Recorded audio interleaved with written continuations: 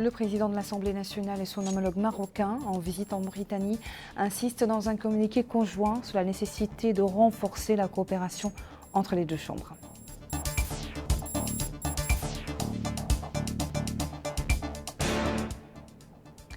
Début à Néma des travaux sur les composantes du programme d'appui à la résilience des populations dans la wilaya du Had el-Sharqi.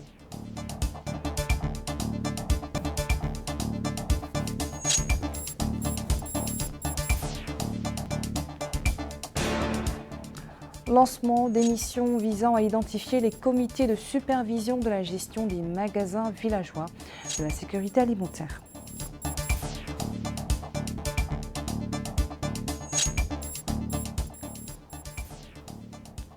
Bonsoir et merci de rejoindre à nous pour ce journal. Le président de l'Assemblée nationale et son homologue marocain en visite en Mauritanie insistent dans un communiqué conjoint sur la nécessité de renforcer la coopération entre les deux chambres de commerce. Et le président de la Chambre des représentants du Royaume du Maroc, Rachid Talbi Al-Alami, a quitté aujourd'hui Nouakchott au terme d'une visite de 2 jours en Mauritanie. Abdoulaye Damaba pour le compte-rendu. Le communiqué final a réaffirmé la nécessité de réaliser le forum parlementaire mauritano-marocain dans les plus brefs délais et de manière à englober des représentants du pouvoir exécutif, des hommes d'affaires et des experts des deux pays. Les deux parties ont également recommandé le développement des relations parlementaires dans les domaines législatifs, de la formation, de la communication audiovisuelle, de la diplomatie parlementaire, des techniques de la communication administrative et parlementaire. Ils ont en outre félicité les groupes d'amitié qui existent au sein des deux pays. Le président de l'Assemblée nationale a exprimé ses remerciements au président du Conseil des représentants du Maroc et à la délégation qui l'accompagne, soulignant que ces rencontres constitue le début d'une coopération plus en vue. Il a affirmé que les conclusions de ces rencontres seront matérialisées sur le terrain, surtout en ce qui concerne le forum, à travers la coopération avec le gouvernement et les hommes d'affaires dans les deux pays. Il a ajouté que cette démarche s'inscrit dans le cadre du renforcement des relations existantes entre les deux pays et les deux peuples frères et de l'application de la politique générale des dirigeants des deux pays.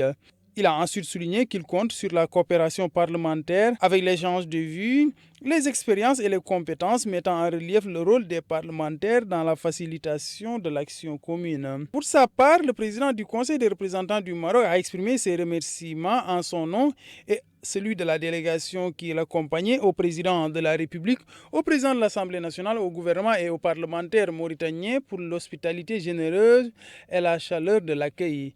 Il a précisé que le monde bouge avec rapidité et à un rythme très accéléré, soulignant l'ambition de voir les deux pays influer au niveau mondial. C'est à l'aide de la création de nouveaux partenariats dans les groupements du Nouveau Monde et l'utilisation de ressources matérielles et humaines au profit de leurs deux peuples. Il a aussi mis en avant l'importance d'intensifier les échanges commerciaux et économiques entre les deux pays. Dans le Had el-Sharqi, le ministre de l'Élevage, accompagné de la commissaire de la sécurité alimentaire, a supervisé le lancement des travaux sur les composantes du programme d'appui à la résilience des populations dans la wilaya. Ces composantes comprennent l'hydraulique rurale, la sécurité alimentaire et l'élevage. Retour à Abdoulaye Damaba. C'est au niveau de la zone de Rakhla, relevant de la commune de Beribova, que le ministre de l'Élevage a lancé les travaux du programme spécial d'appui à la résilience des habitants de la wilaya du Had el-Sharqi. Il s'agit de 30 puits dans la zone rurale qui vont être mis en place au profit des éleveurs de cette zone. Le ministre de l'Élevage a indiqué que la localité de Rakhla bénéficie en premier lieu de ce programme dédié aux zones rurales. Il a aussi précisé qu'il s'agit d'un programme important pour les éleveurs afin qu'ils puissent disposer d'eau pour leur cheptel. Il a aussi précisé que ces puits disposent de tous les compartiments nécessaires pour leur fonctionnement. Par la suite, au niveau de Matla Kharish, le ministre de l'Élevage a aussi eu à superviser les travaux de réhabilitation du réseau d'adduction d'eau de cette zone, ce en compagnie de la commissaire à la sécurité alimentaire. Le directeur de l'hydraulique au ministère de l'hydraulique et de l'assainissement a souligné que ce projet d'un coût global d'1,9 milliard dans Sénouguia permettra d'alimenter en eau potable les villes de Walata, de Djigini, d'Aouenatjibel, entre autres. Il a aussi affirmé que ce programme est établi sur une durée de 3 ans afin de permettre à 71 000 habitants de cette zone de disposer du liquide précieux. Rappelons que ce projet qui va être réalisé sur une durée de 6 mois permettra d'améliorer les conditions de vie des habitants de cette zone.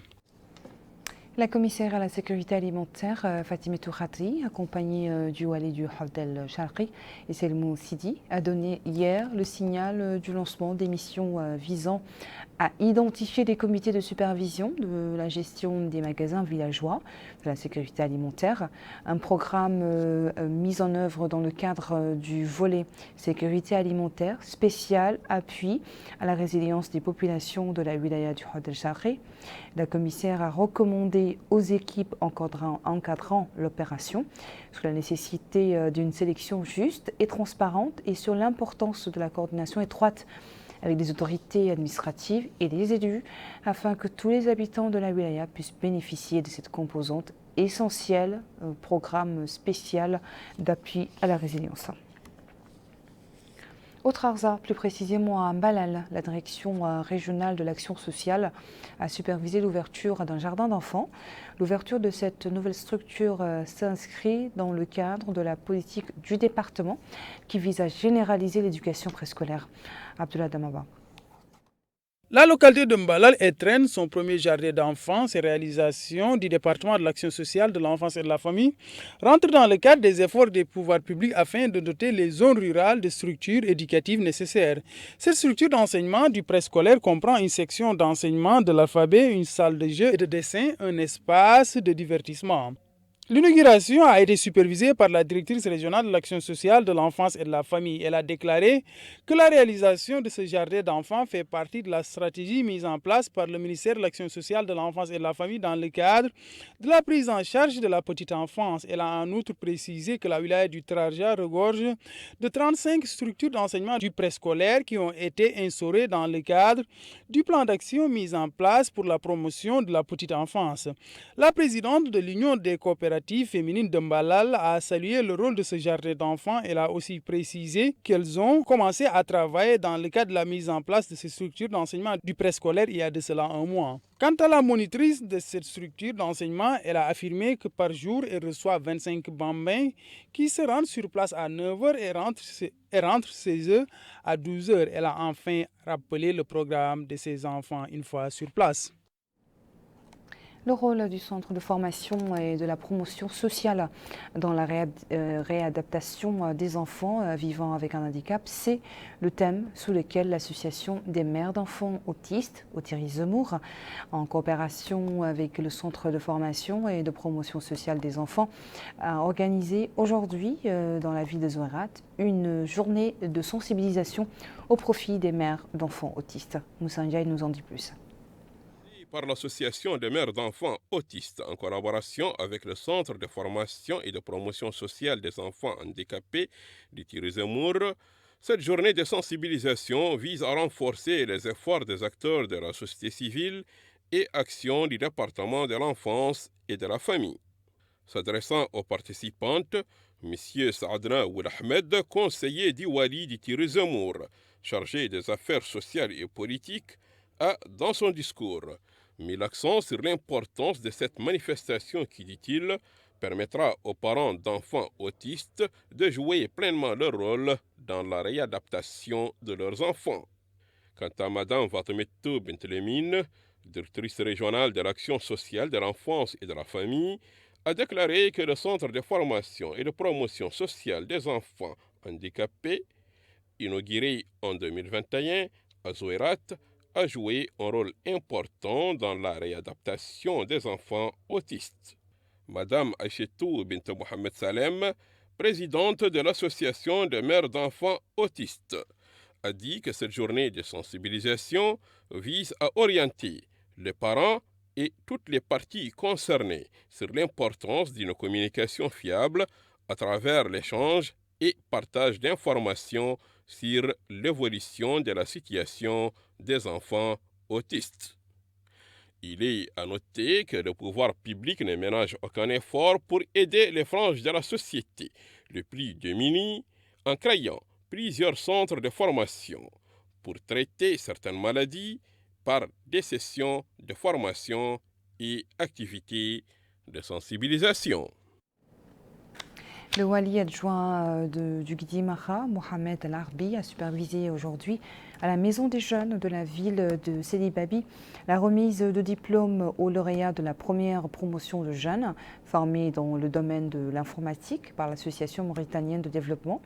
Dans son discours à cette occasion, le président de l'association, Cheikh Abdallahi El-Hajj, a souligné l'importance de cette formation qui a duré 3 mois dans un domaine indispensable à l'heure actuelle, indiquant que les 30 jeunes ont bénéficié de cette formation.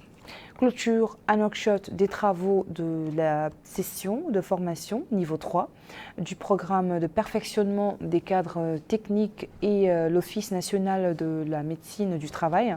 Cette session est organisée par le ministre de la fonction publique et du travail en collaboration avec l'Organisation arabe du travail.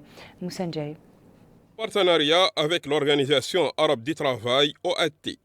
L'atelier sur le 3e niveau du programme de santé et de sécurité au travail a été clôturé ce jeudi 8 février 2024 à Nouakchott. Prenant la parole au nom du ministre de la fonction publique et du travail, M.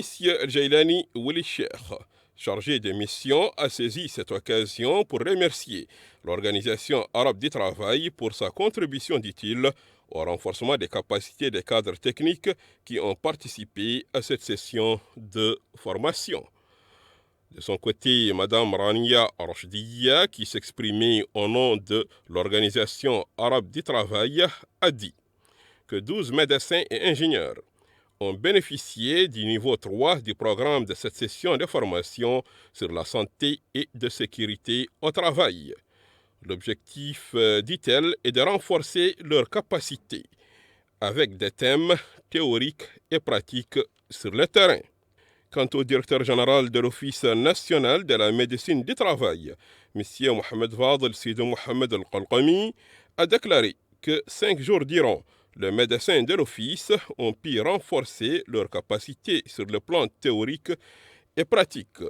Il a ajouté que tous les thèmes qui ont été abordés sur le plan théorique ont été aussi pratiqués sur le terrain, tels que les conditions du travail dans certaines entreprises où ils constatent, déclare-t-il, le bruit, la poussière et l'éclairage.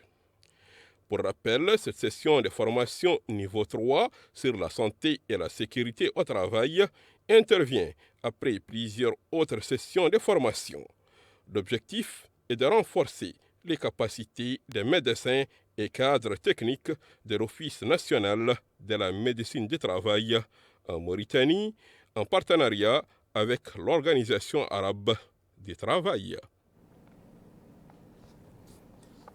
Et retour à Sidi Babi, le club du savoir pour la culture et le sport a organisé hier une journée pédagogique à l'école 1 de Sidi Babi, une activité visant à encourager les étudiants à étudier, réussir leurs études et persévérer afin d'exceller aux examens et aux concours nationaux. L'activité s'est déroulée en présence des autorités administratives, éducatives et d'un groupe de lycéens.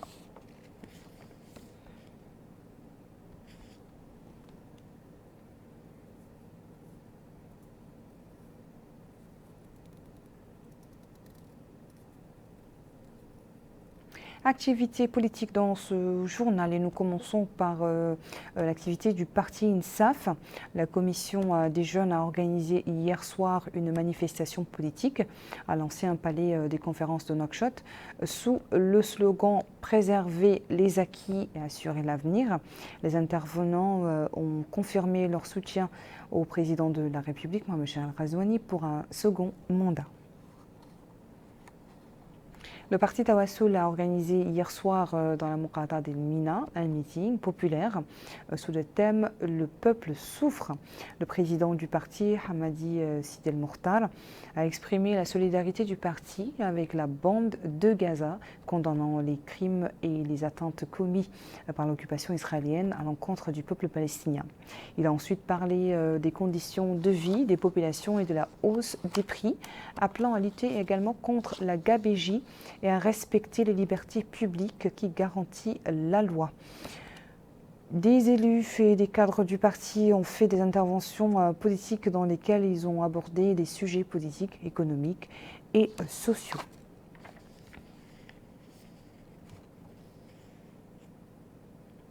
À Rosso, l'enceinte de la Maison des jeunes de la ville a accueilli hier soir une manifestation politique organisée par un groupe de cadres dirigé par Abdelrahman Sarr.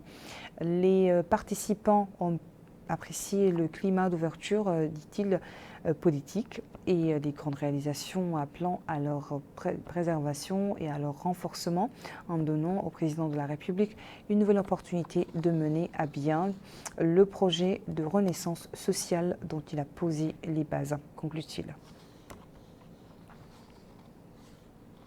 Et puis en Algérie, hier soir, dans la ville d'Akchouj, le chef du parti Front républicain pour l'unité et la démocratie, Amadou Tijani Diop, a supervisé l'ouverture du siège du parti dans la wilaya. Le chef du parti appelle à l'unité nationale et à la coexistence pacifique et cherche à faire avancer le pays sur tous ses fronts. Il appelle également les habitants de la wilaya de l'Inchiri à soutenir son projet et à rejoindre les rangs du parti.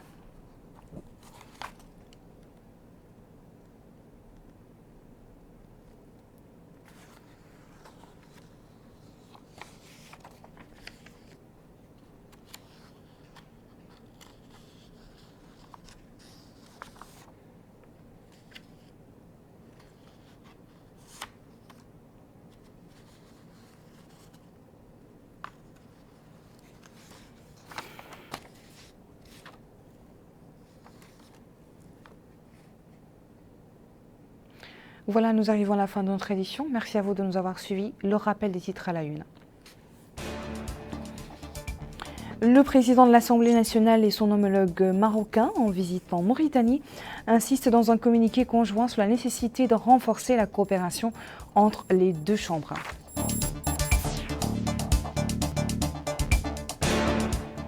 Et début ANEMA, des travaux sur les composantes du programme d'appui à la résilience des populations dans la wilaya du Hod El Charqi.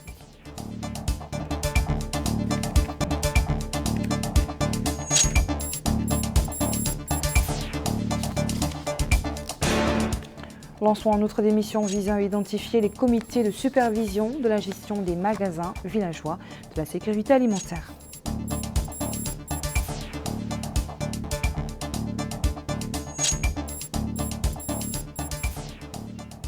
Merci et je vous souhaite à tous une excellente fin de soirée.